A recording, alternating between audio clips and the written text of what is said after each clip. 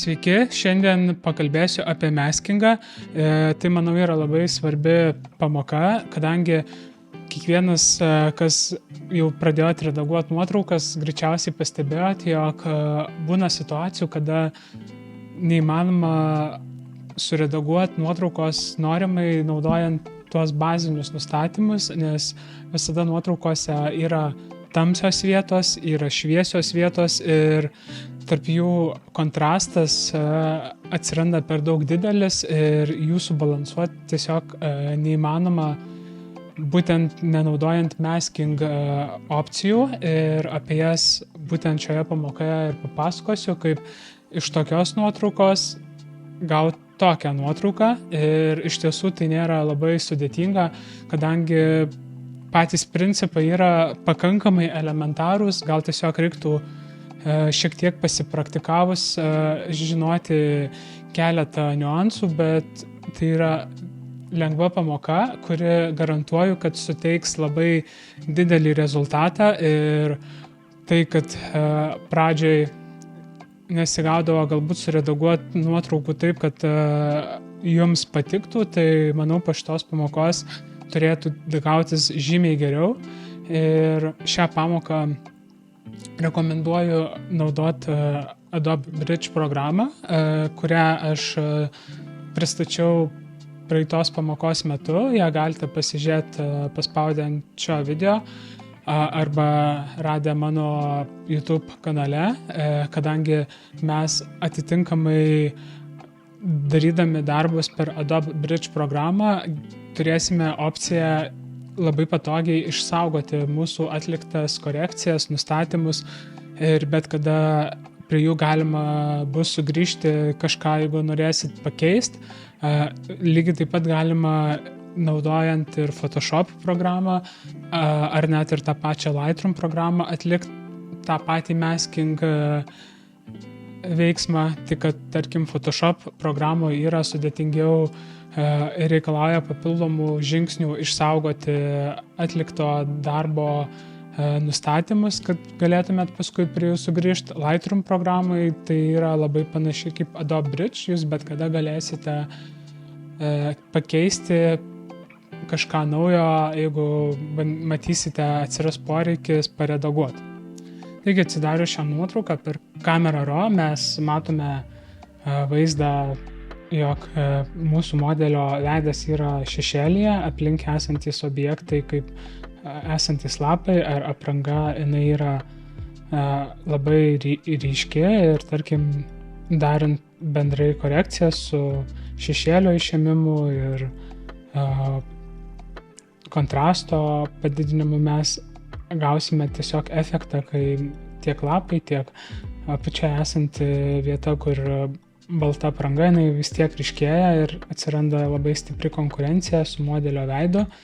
Tai viską atstatysiu atgal ir mes pasirinksime metodą su maskingu, kaip sutvarkyti ir balansą šioje nuotraukoje, padaryti taip, kad mūsų modelio veidas taptų žymiai matomesnis ir mažiau konkuruotų su kitomis detalėmis. Tai dešiniai pusiai pasirinkti masking skiltį ir atsidarius nustatymam meniu pasirenkam subject, ir pasirinkus subject mes toliau galime dirbti su mūsų modeliu.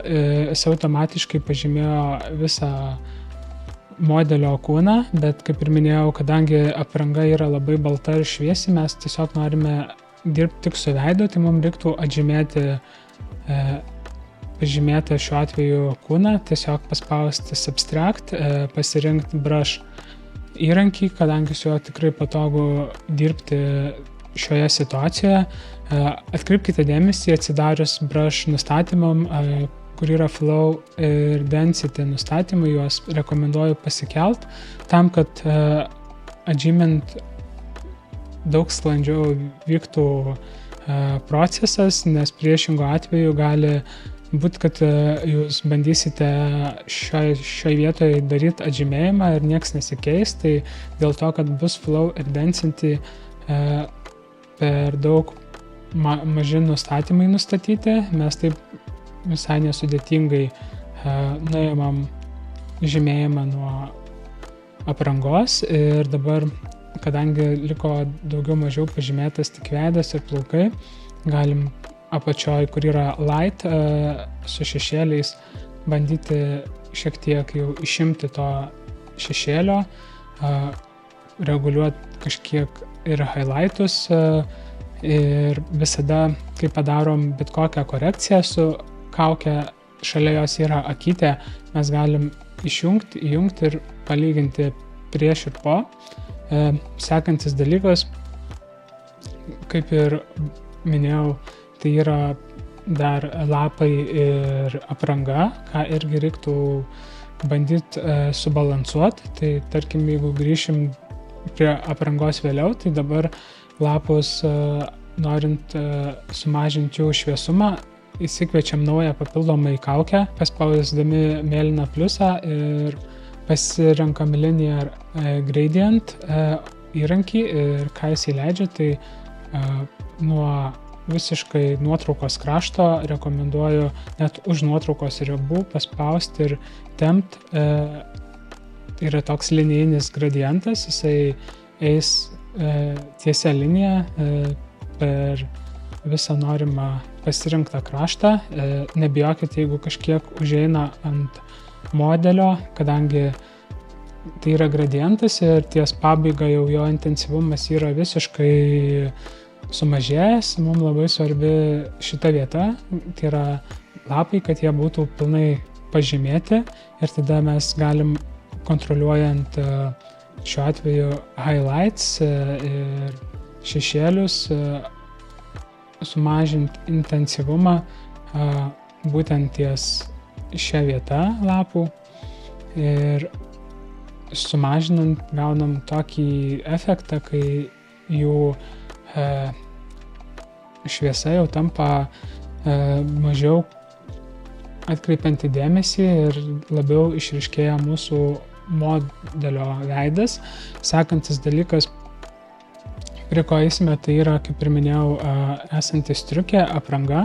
Tai sutvarkyti galima keliais metodais. Tai ką aš rekomenduočiau atlikti, tai galim tiesiog pabandyti išsikviesti dar kartą naują kaukę, paspaudę Select Subject, tik tai jau šiuo atveju mes atžymėsim nebe mūsų modelio aprangą, bet būtent modelio galvą, tam, kad galėtume dirbti su esančia apranga ir jos šviesumu. Tai tiesiog irgi pasimsim Subtract, Brush ir atžymėti galim būtent galvą ir tai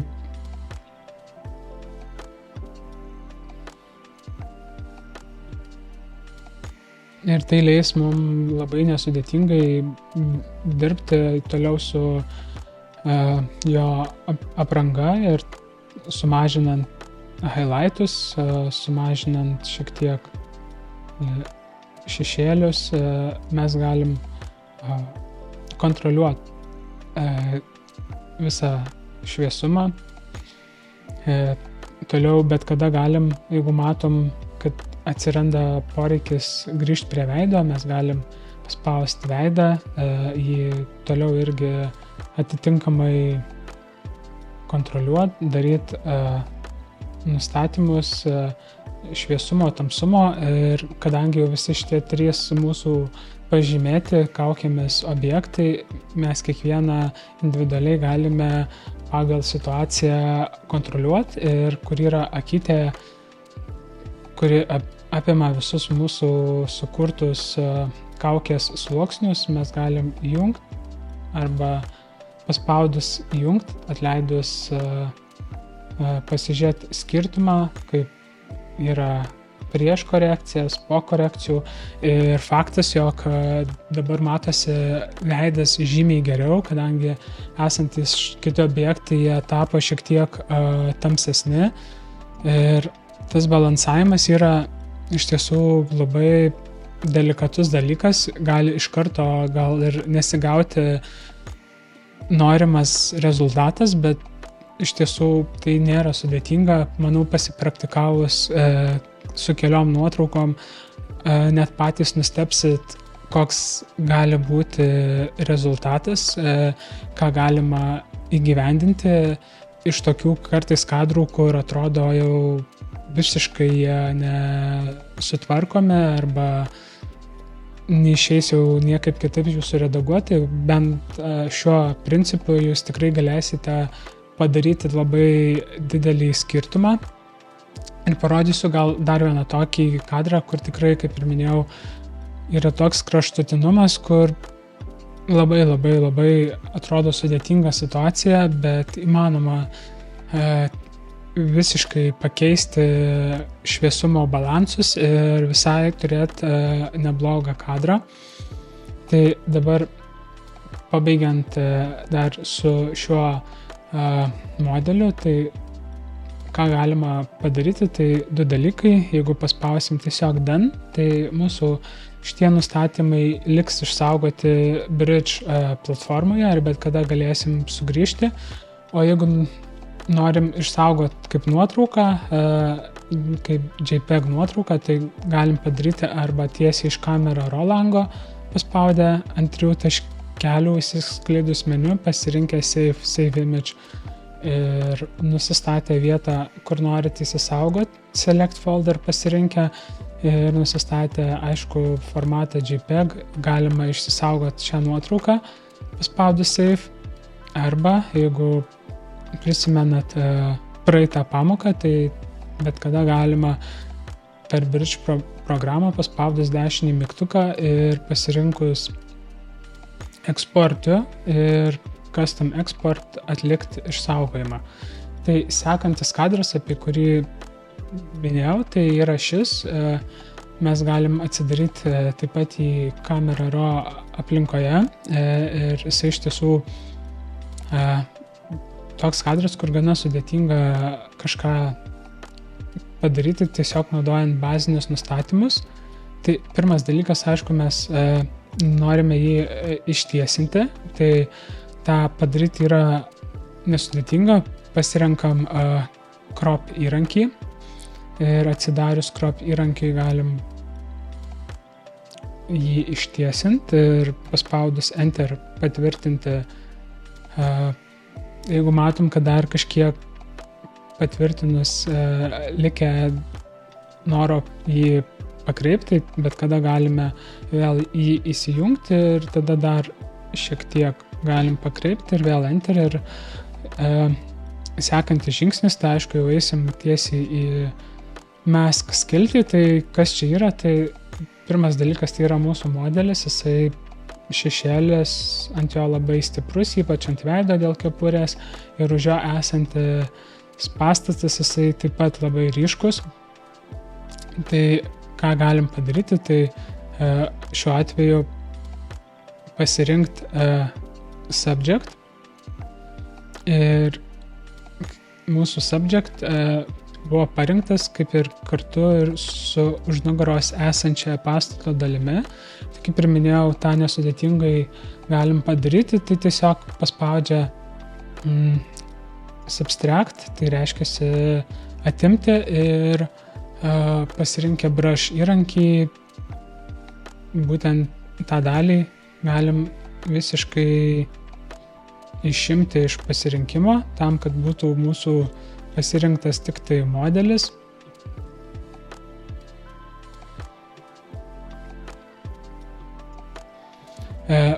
Pats principas šito darbo tai labai gali priklausyti nuo kiekvieno individualiai. Galite kiekvieną objektą pasirinkę jį paredagavę toliau eiti rinktis prie kito objekto, arba galite pirmiausiai visus pasirinkimus padaryti, kad atsirastų visos kaukės ir tada jau, kai pasirinkimai visi bus padaryti, tai jūs tiesiog tada, kaip ir rodžiau praeitoj nuotraukai, galite rinktis bet kurią iš jų ir tiesiog atlikti tas korekcijas individualiai. Tai šiuo atveju aš bandysiu dabar šiuo antru metodu, kai aš išsižymėsiu visas kaukės ir tik tada pradėsiu pačią korekciją. Tai Pirmiausiai pasižymėjau modelį. Kitas dalykas, ką man reikia pasižymėti, tai foną. Galiu paspausti plius mygtuką ir pasirinkti Select Background. Ir jisai automatiškai pažymi foną. Aišku, jisai pažymėdamas foną, kaip ir su tuo modeliu buvo problema, kad jisai šią vietą identifikuoja ne kaip fono dalį, bet kaip modelio dalį. Tai dabar mums reiktų atlikti kitą opciją, tai ne atimti, bet pridėti šią dalį prie fono. Tai tiesiog paspausti Add, pasirinkti Brush ir galim pridėti prie fono. O atkreipdėmėsi reiktų į mūsų modelio esančią koją, kuri buvo taip pat pažymėta prie fono, tai galim tiesiog pasirinkti vėl Subtract, pasirinkti Brush, pamažinti dydį, tą galite daryti per Size opciją ir tim kojos dalį ir galbūt rankos dalį. Čia precizija kaip ir yra svarbi, bet turėt galvoje, kad jeigu truputį išeis iš kraštų, tai nieko labai tokio. Ir kitas dalykas, ką rekomenduoju, tai kad dangaus koreguoti nereiktų, tai galiu paspausti, kad noriu atimti dangų, tai yra Sky. Ir jisai pats automatiškai labai sėkmingai padarys šią opciją, tai bus tik tai būtent pastatas pažymėtas. Tai mes dabar turim mūsų modelį, turim mūsų pastatą. Ir trečias dalykas, kas tikrai, sakyčiau, irgi yra labai svarbus, priartinus prie arčiau mūsų modelio, mes matom veidas, kuris taip pat yra šešėlyje ir su juo reiktų irgi šiek tiek padirbėti. Dar matau, gal likę kepurės dalis, tai tą kepurės dalį irgi galim pasirinkę teptuką ir mažiausią dydį atžymėti, kad nebūtų pažymėta. O grįžę dar greit prie modelio, tai galim su to pačiu teptuku padaryti, kad tą kepurės dalį pažymėtų. Jo, ir tada, kaip ir minėjau, dar mums labai svarbus veidas, nes jisai yra ypač tokiam intensyviam šešėlį ir dėl to reiktų sukurti dar papildomą, sakyčiau, kaukę, bet jau tiesiog brush kaukę, su kuria mes labai nesudėtingai galime pasižymėti mūsų modelio veidą. Tai paspaudę ant brush kaukės, pasididinę šiek tiek dydį, mes įsižymėsim veidą. Tai kadangi jau visi pasižymėję visus reikalingus objektus, galim atsitolinti, tai pirmas dalykas tai yra pastatas, aš jį pasižymėjau ir bandysiu irgi daryti tą atitinkamai balansą, jog pastato šviesumą nuleist, modelio šviesumą pakelt ir tada atitinkamai ir veido šviesumą pakelt ir taip išsibalansuos visa nuotrauka. Tai pastato šviesumą su highlightais mažinu, šešėlį šiek tiek uždedu, jis jau tampa tamsesnis kažkiek, kontrastą irgi galiu pamažinti kažkiek pastato, tada spaudžiu ant mūsų modelio dabar šiuo atveju veido, aš dabar šešėlį pakeliu, highlights irgi kažkiek pakeliu, toliau spaudžiu ant bendrai viso kūno irgi išviesinu kažkiek, su highlightais sutvarkau. Tai jeigu matom, jog neužtenka kartais šiuo atveju highlights nustatymo ir pasiekėm ribą, dar yra tokia opcija kaip amount, tai mes galim bendrai suintensyvinti visą kaukės padarytų nustatymų stiprumą, pakeldami, tik tai iš to vietoje reikia labai jausti saiką, kad nebūtų labai sulūžę spalvos. Ir atlikę keletą tokių korekcijų, išjungsiu pasižiūrėti skirtumą, kaip buvo prieš ir kaip yra dabar, tai sakyčiau, visai neblogai gavosi rezultatas.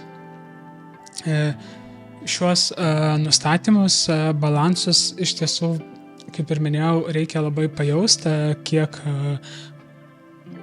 kur norit pridėti ar atimti. Ir dauguma atveju, tai kaip ir minėjau, galbūt reikia labai nedidelio kiekio balansavimo, kad jau gaut norimą rezultatą ir atrodytų viskas gražiai ir tvarkingai, kai kur reiktų gal ir daugiau padirbėti, bet kokiu atveju tai yra labai svarbus įgūdis tą gebėti padaryti ir tikiu, kad gausis jums padaryti tikrai nemažai gražių kadrų. Tai pasipraktikuokite, pasibandykite su savo nuotraukom ir susitiksim kitoj pamokoj. Iki.